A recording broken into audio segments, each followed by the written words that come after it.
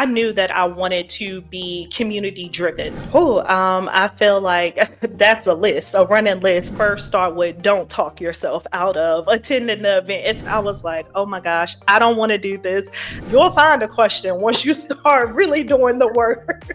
Hey everyone, welcome to another epic episode where we are doing interview style. And so it is Mental Health Awareness Month. And what we like to do here is bring on mental health providers all over the country to show you how diversified the mental health can be. And so we're going to have a candid conversation about the journey of entrepreneurship, license types, what people are doing right now in the mental health field. And of course, our goal is to motivate you, whether you are a student, whether you are a pre or post licensed provider, or general public just trying to get an understanding of what different types of mental health providers there are. And so we are going to be talking to Felicia today. We're going to do a more in-depth conversation and introduction of what she does in the mental health field. She has been a part of our community for a few years now. So we're going to talk about all the growth and scalability that she has experienced in her professional career. So welcome to the podcast.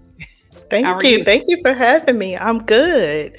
Yeah. So let's start off with a brief introduction, location, license type, and for acronyms, tell people what they mean because they change state by state. Okay. All right. So, hi, everyone. I'm Felicia Bowman Chandler. I am a licensed clinical social worker, so an LCSW. I also am a mental health therapist as well as a clinical supervisor. I am licensed in 3 states, Virginia, Georgia, as well as Texas. Okay, nice. Okay, so now we're talking about cross licensure. We haven't talked about that in a while. Yes. So our very first question to kick things off so that we can go to entrepreneurship and business and expansion is how did you get into the mental health field? Like what made you choose the major that you chose? And if there was a switch in major, because that seems to be a theme right now. Yeah.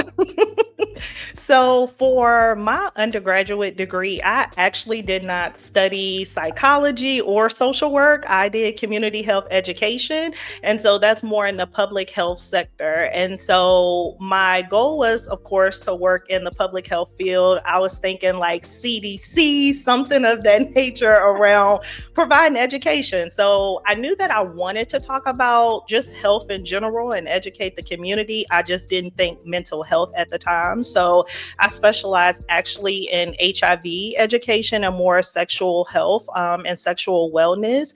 So from there, I remember my last year of college, I needed to take some extra classes. So I'm like, okay, it looks like social work is on the list. Let me just try some of these classes. And I remember saying, this is going to be easy. So I'll do social work. This is just the easy A for me to get through. While in those classes, we actually had professors as well as like clinicians in the community come and share their journey. And I was in class like, oh my God, did I pick the wrong major? Why didn't I choose social work? But it was such a great blend between like community health as well as like social work and being in the community. And it wasn't much talk about the mental health piece that we see now when we think about social workers and licensed clinical social workers. So took those classes, took a year off from school after I graduated, and I was like, I'm just going to work. And that's what I did. I worked in the community, did a lot of work around just like HIV, sexual wellness, doing program development, education in school settings, as well as community. And every time I kind of met up with someone or talked about services, they would always say, are you a social worker? And I'm like, no, I'm a community health educator. That's it. I'm not a social worker. And I remember meeting up with one social worker in the field, and she was just like, you're natural at it. You should honestly go back to school and get your master's in social work. And from there, I did that. And from being in school and just doing like different internships and work in the community, it kind of transformed from HIV education, sexual wellness to like now we're also having conversations about mental health and how those two things kind of blend together and how they impact one another. And from there, it kind of took off from like community work to group therapy. So that's how I landed in the field of mental health. first of all, such an awesome journey. I'm always so amazed at the things we don't know. Yeah. Like, so this is awesome. So one thing that popped into my mind, because even in my doctoral program, I think that's when I first was introduced to the LCSW portion of social work. I had a Hmm. friend where we were in internship, and I had asked her because she had her master's degree as well, just like me. And I'm always curious, why people choose to go back to get their doctorate. And she said, to be honest, like, one, she switched majors, but she realized that there were two different social worker schools, at least at the graduate level. And Hmm. unfortunately, some people they don't even get the opportunity like you did to like have a panel come and talk to their classroom. That is Yeah. professor specific. And Yes. so she learned about it after she was already in a traditional social worker program, more focused on community linkage. In California, it's DCFS, but whatever it's called on the East Coast.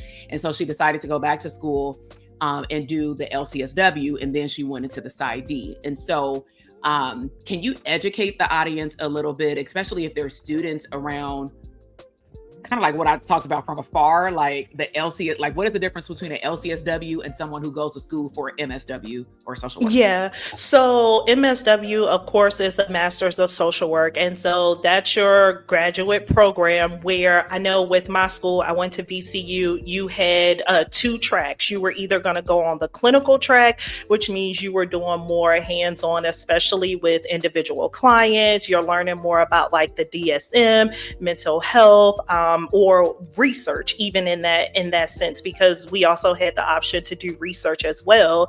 And then there was the macro version, which it was more driven towards like program development and planning, and more like the executives or executive directors in some of your nonprofit agencies. And so for that, you had to pick your track, which would then lead you into like what classes you actually could take. And based off of the classes that you were in, it would then determine if you needed to go back and get more clinical courses to sit for your LCSW. So your LCSW, licensed clinical social worker, which means even after your internships, even after all of the hours that you are obtaining that's unpaid, you still have to go get an additional 3,000 hours, sit under clinical supervision, and take the exam to then become an LCSW to practice on your own without supervision. Okay. So it sounds like what should happen for any students who are watching this and you're in your bachelor's degree, or maybe even high Hmm. school students, is to look at the end result, at least in this season. So like, what do you think you desire to do post graduation? And if it's more clinical, because that's two words I wrote down, is clinical and like direct and macro. So direct Yes. would be more clinical, and macro would be what most people think about when they hear social work. Yes. Because it sounds like that's, at least from me being a third party when I'm around a lot of social workers, because they definitely outnumber psychologists. And when I Yeah. go to Yeah. like events and I'm like, I'm gonna say it sucks because of the amount that they don't know, in which they have to go back and get supervision. They have to go back and maybe take extra classes because they have to Yeah. prepare to sit for that exam, and their Yeah. whole school focused on the macro. Yes. I'm Yes, I like, agree. Yeah, no, that's very big. And for me, I think what helped me out a lot was I knew that I wanted to be community driven. So I knew I wanted to be in the space with the clients, with the community members. And I also wanted to bring that community health education or public health background into the work that I was doing. So it only made sense for me to go to clinical track, because then I built my coursework to include some of those macro pieces such as program development, policy, as well as direct services with clients. So I agree, figuring out like what is the end goal of me being a social worker, and not only thinking therapy, because I think mhm. a lot of times people come into the field of social work thinking they're going to jump straight into individual therapy, and that's not the case. Like that's not what the major is kind of structured for initially anyway. Yeah, because I mean, I worked for LA County Department of Mental Health, and at least in California, because the license titles even change, we had, I'm gonna throw out a number. Let's just say 75% of mental health providers were actually LCSWs. Probably less than, I don't know, 10% were psychologists. And then they started to Wow. introduce 10 years ago plus even marriage and family therapists. So what's crazy is even like looking for a job again to people who are graduating or post or pre or post licensure is you Mhm. want to know what are the key words in your state when you're looking for a job, because this is a question we get on like YouTube related to like career, is Mhm. if somebody in California were marriage and family therapists even, they would never find a job in the county. And the reason why is because the job title was called mental health clinician 1 and 2. One is Yeah. you're not licensed, and 2 is you're licensed. And so again, you want to get out there, and how you had mentioned, because I'm noticing a trend with these podcast interviews, people who got a jump start in their career, they had mentorship of some form, even in like the form of a panel in a classroom, and Mhm. being able to go to people and ask them questions and not rely, my people, on stuff dropping in your lap like this is stuff that the school should have taught me. No, I don't even want to get on a tangent about that, but they did their job with teaching you according to the state curriculum. That is their job for Yes. accreditation, right? Yes. And so, but you're exactly where you're supposed to be at, because we're going to get into what you're doing now. So I'm like, even if you did have to go and take the classes, I mean, it makes sense where you started, because that's low key where Yes. you ended up. So, Yes. um, Agreed. yeah. So Agreed. when you had mentioned like you were doing a lot of the stuff on the macro level, in terms of clinical, what kind of places have you worked at in terms of like categories like schools, outpatient clinics, etc.? Oh, I feel like that's a list, a running list, but it's always a joke that I share with even like upcoming social workers who are pre-licensed. I'm like, in this field or even just in the mental health field in general, you're normally holding down 5 or 6 jobs in the beginning just to get some experience that you want. I know at least for me, because I definitely wanted experience. So I have been in the hospital setting on psych units as well as in the emergency room. I've also dabbled a little bit in travel social work, which we were in the hospital setting then. I have done outpatient community mental health community mental health agencies, I should say.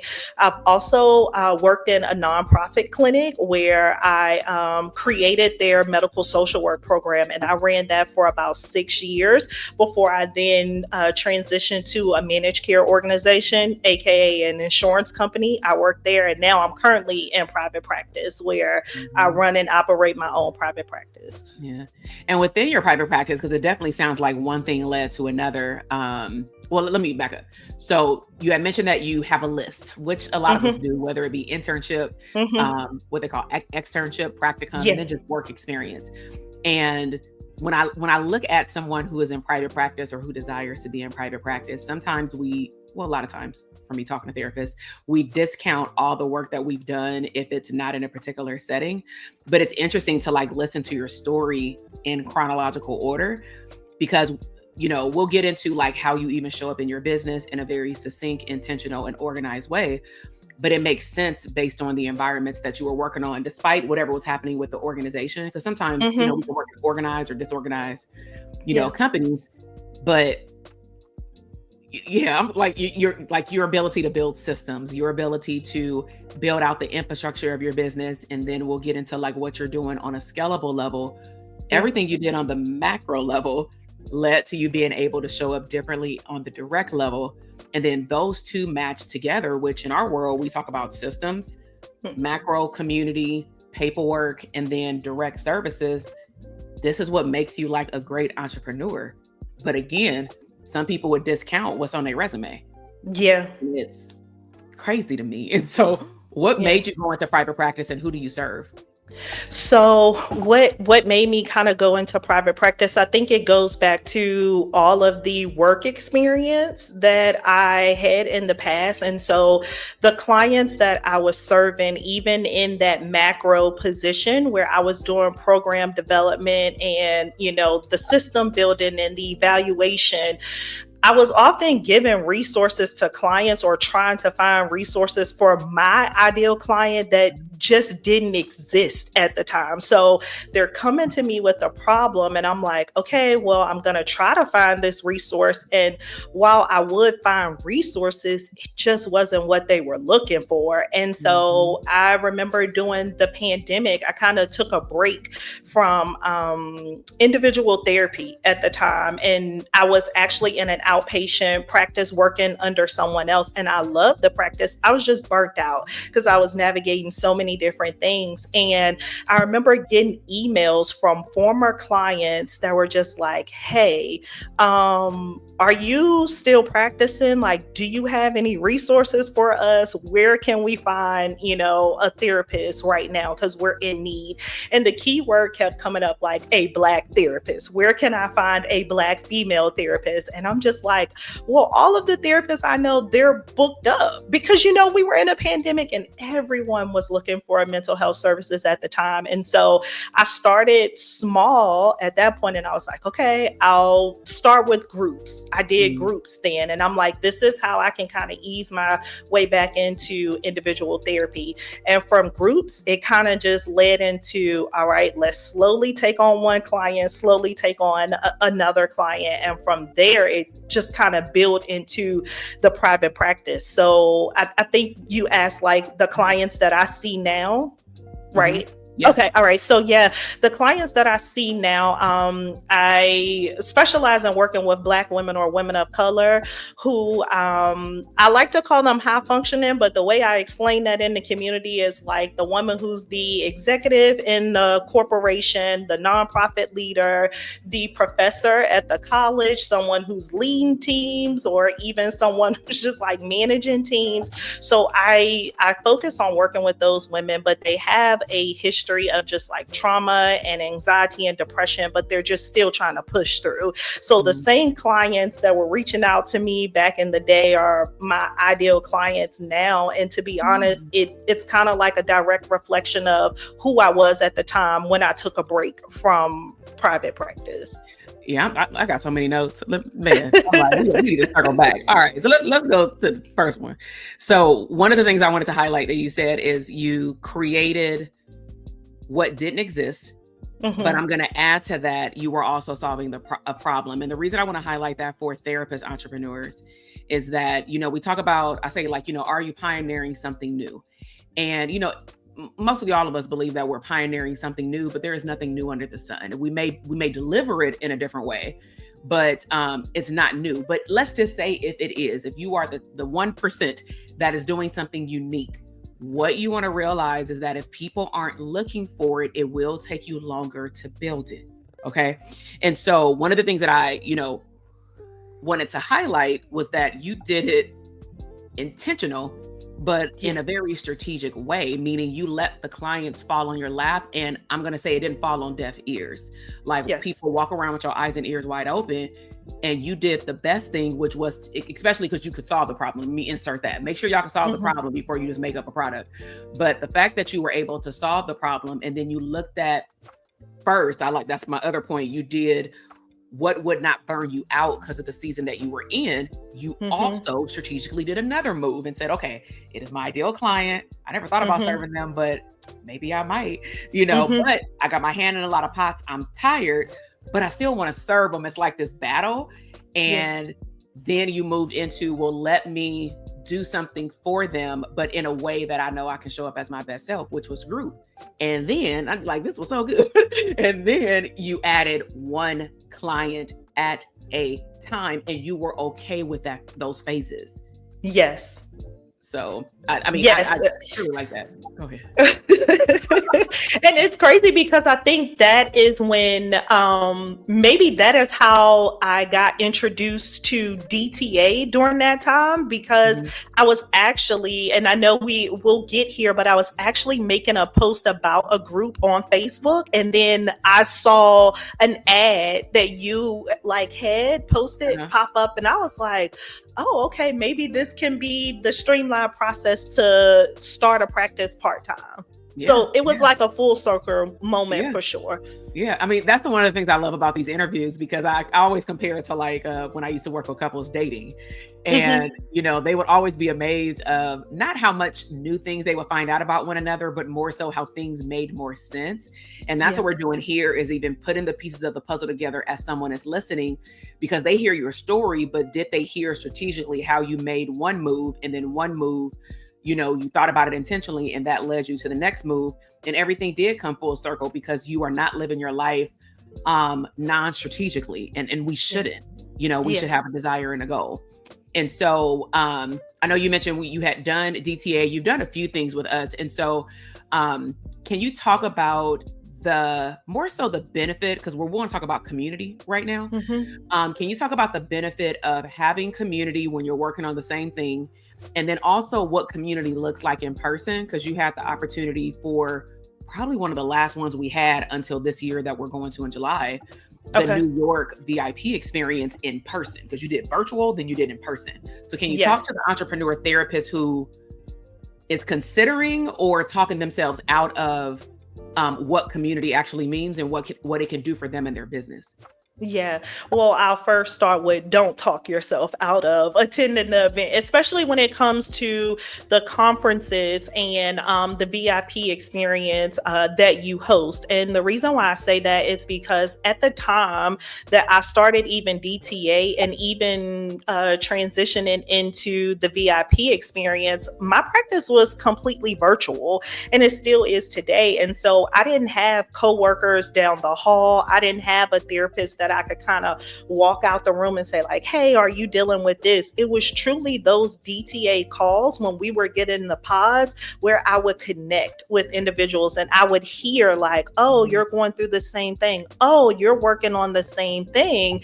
And mhm, so in addition to the pods that you created for us, it was also my accountability group that really helped me in the beginning because being an entrepreneur can feel lonely. It really can. It can feel like you're in this by yourself. Although, so many other therapists are going through this, or so many other business owners are going through different transitions in life, it can still feel like I'm doing this by myself. Am I doing the right thing? And so, having that space of community to bounce ideas off of, to help you process things, it kind of felt like, if we can talk about it in clinical terms, like clinical supervision, but it yeah, was yeah, like peer group yeah, supervision. And then you provided the clinical supervision, but it was more like business supervision for us. mhm, So I felt like that's always helpful for me. And then the VIP experience, I think that is probably like the time that I realized, okay, it's time to stop playing small. Let's go. Because you're sitting on a lot of great ideas.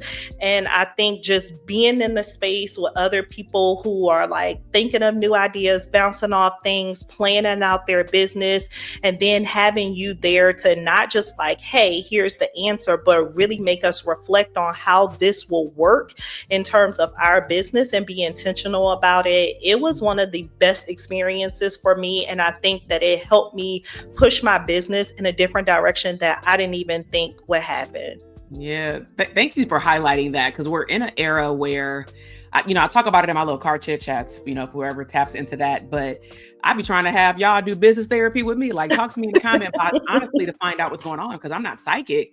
Yeah. And, in my position, it kind of feels like a professor or a clinical supervisor, where when you get to a certain level, or even I'm gonna say a title, it's almost like sometimes, depending on who's in your classroom, they may or may not tell you what's really going on. So I Hmm. love, like, when we talk about this in these interviews. But you were in the cohorts, or even that live event was in what, 2022? We have Yes. seen just a serious transition with how providers are showing up, whether it be time capacity, tired. Inflation does play a role with our Hmm. clients and how they come to services and all those things. Um, but I want to go back to, like, the idea that the connection piece, like you had mentioned the pods, you had mentioned the live event, and yes, I can come in and I can have all these things. But what is beneficial for our clients also that are listening to this or watching this is that they showed up. And I know y'all tired of me saying this, but y'all spoke up. Hmm. Like, it's very hard for me to motivate you and push you down the direction matching your goals if I Hmm. don't know what's happening. And that's what I've seen that has drastically changed over the last 2 years, is like, unless I have an interview or I have a 15-minute like intention setting call with someone, I still don't know what's going on in their business. And it saddens me, because, as you had mentioned, we are in a field where you are very much isolated, especially now that most people are in telehealth. And Yes. that's dangerous in terms of, like, even looking at who you serve in your practice. Like, we talking about consuming people's trauma, especially if you treat Yes. trauma. Like, what are you Yes. doing with that? You know? Yeah. Um, So, live events, and then we're going to get into the clinical stuff that you do. So, when you specifically came to the live event, because one question that I get a lot is, how do I know that the information can be personalized to me? Because what some of you don't know, I didn't mention she's in our DTA Plat program. She's been a part of it for 2 years. The program has been open for 3.5 years. And so when it comes down to personalization, how do you see that happening still for you, despite you still being in a group program? Because I don't think people believe that that could happen. Oh yeah. So even back in the VIP experience, the hot seat was definitely personalized to like me and my business and the questions that you asked. So I remember saying like in the notes where you talked about we're going to do the hot seat, have your question. I was like, "Oh my gosh, I don't want to do this. I do not want to be in front of these people." Although I knew majority of them in the room, I was just like, "I don't want to do this." And I am so glad that I did it because I was able to build out a portion of my membership program there.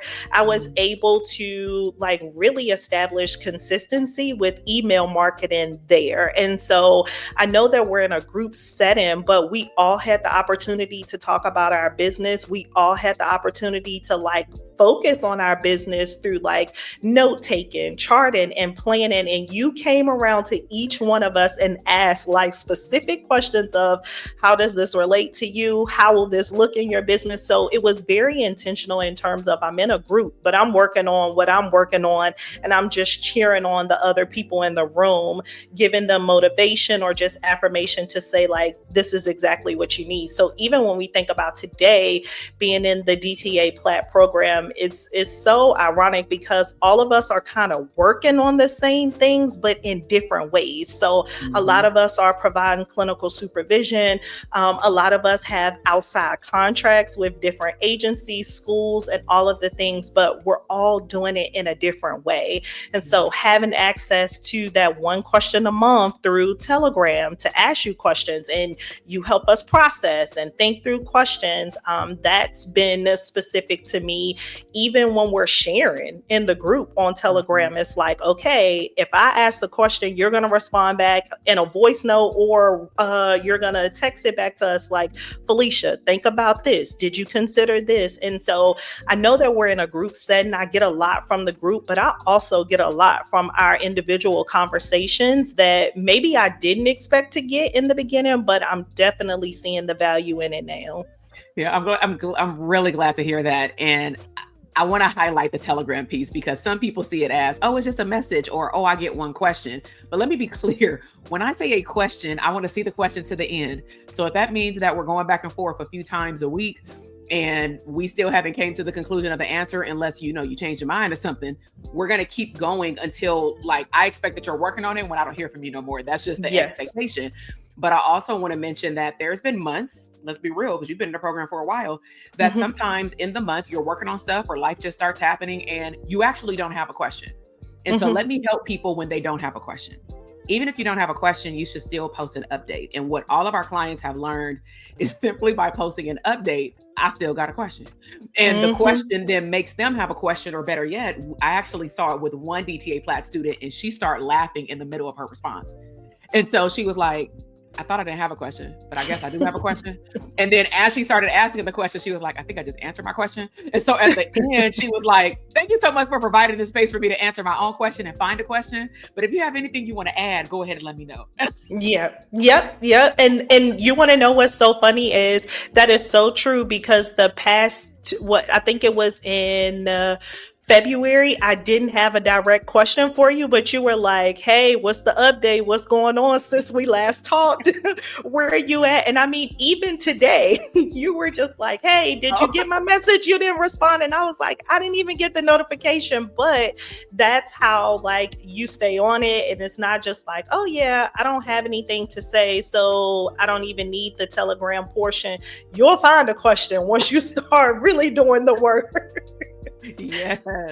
Yeah. So let's talk about it. You talked about clinical supervision, digital products. I know you have some other things up your sleeve. Let's talk about the real diversification. What are all the streams of income or projects that you're working on in your business in 2025? Okay, so of course, individual therapy. I just took a little break from the membership for a little bit, gonna restructure that in a way, but we've had the membership up and running since 2023. So that's been exciting. Again, something that I started to build when I went to the VIP experience in 2022. I'm also providing clinical supervision in my own practice, but I also have a contract through a nonprofit organization, which goes back to the work that I did in the past that is now coming full circle today. And I've been doing that with them now for a year and a half. I have a digital product, also group therapy, and then I also provide speaking engagements from time to time. I took a little break when I was out on maternity leave, but I'm excited to get back to it during quarter 3 for sure. Nice, nice. Let's talk about clinical supervision. I know this has been a hot topic, at least with my newsletters, especially the first few that dropped. Just, I don't know why it happened, but I just started talking about it. And then all of a sudden I got a lot of emails saying, hey, I really needed to hear that. We were talking about clinical supervision versus group practice. And I know that you and I have had some conversations around it as well. But if you were to be in front of a group of clinicians and they were to say, like, hey, what are the differences in terms of mindset and responsibility of being a clinical supervisor versus a clinical supervisor as a group practice owner? Like, what are some of the things that you would share with them that you've even learned during your process of starting to move over to maybe I want a group practice down the line based off the things that I'm already doing? Yeah. So back in what was it, 2023, 2022 and 2023, I had interns in my own practice. So again, providing clinical supervision in that way. And it is I love the experience. I love doing that. And it's very time consuming and it requires a different level of just like your mental and emotional space, your time, and it requires you to really be good at building out your systems and making sure that things are in place. And so for me, it's like I love providing the space for interns to learn and grow. I just don't have the capacity to provide that type of learning in my practice when I'm like, have a wait list, hitting the ground running. Like, I just don't have the time to build it in that way. When I work with, the nonprofit agencies, it's like I'm coming in there to provide a service. I have a contract with them. They're assigning me the pre-licensed social workers. They're telling me how many hours they have to complete. The structure is already in place in terms of like their practices and their policies. That's already there. And it's just really for me to come in there, provide that hour of clinical supervision for them, as well as like reviewing notes and things of that nature. But I don't have to do so much of the legwork in terms of marketing myself, trying to find the pre-licensed social workers, going out and advertising my services in that way. It's like they're taking on all the work. I'm just doing that direct service. Yeah. And I'm like, even you listing it out, I got tired. And granted, I've had a group practice and it Yeah. was not easy, but I think there sometimes it gets lost in translation of the whole, I want my practice to grow. I want to make, we all know it ain't passive, but people use that word. I want to make more money. And we really forget about the steps that an employer makes to not just hire somebody. You're not just hiring someone who can file the paperwork in the file room. We're talking about technically another client, maybe two, because we may say, oh, I got 3 clients. No, you got 5 because you got 2 interns. And depending on, we talked about this even in DTA Plat, depending on what level of an intern you have, I know that's been a hot topic, is, some people have now, after a year of being in Plat, said, should I take them on? I don't know. And I'm like, what you got going on in your personal life? Because your capacity to train someone who just came out of a program compared to someone who is licensed and who has been in the field, but maybe just not in a private practice setting, they have 2 different worldviews. And so you're going to spend a lot of time, as you had mentioned, on the forefront with the systems, the onboarding, but also the training. The training. And it's not just like the typical week that you have when you are a new employee. Like, you're literally spending 5 to 6 months helping this person get like accustomed to your practice and the work that you do. So yes, the training is key, and I don't even think that people kind of see that. I think another thing for anyone who is interested in going into clinical supervision, I've also had many conversations with people, and now I think that they're doing it just for income purposes, to have another stream of income, and they're really not thinking about it from a place of, do I have a passion for this, and am I really going to be good at this, or am I just doing it to have another stream under my belt? And what I have found with a lot of people who do step into this role, they realize early on, I don't know if this is for me. Mhm. I'm like, yeah, because it requires a lot, and you have to give the clinical supervisees grace as they're learning and growing. And I don't think that, a lot of people have the capacity for that, even when we Yeah. talk about capacity. Yeah, it's like raising a kid. Like, you Yeah, can't, I mean, you can give them back, but I mean, you don't want to give them back after one day. You know what I'm saying? So exactly. you want Exactly. to, Yeah. cultivate like their experience and be able to walk them through a journey. But I'm really happy that you mentioned even the lack of not thinking about like the passion, the give back, because it does take a village even to raise an Hmm. intern. Hmm. And you really also have to have still leadership skills, which can cross over to having a group practice later. But more Yes. importantly, you have to be able to give feedback, receive feedback, and this is on top of training and all the onboarding Hmm. stuff, but also be able to help someone find their own voice in the mental health field. At least that's my give Yes. back when I used to teach in the classroom. Every Yes. last week of the semester, we would always talk about professional development. And at one point, I was doing coaching when I was on campus before the pandemic. And it's interesting because a lot of them started following me on social media back then when all these ads were popping up.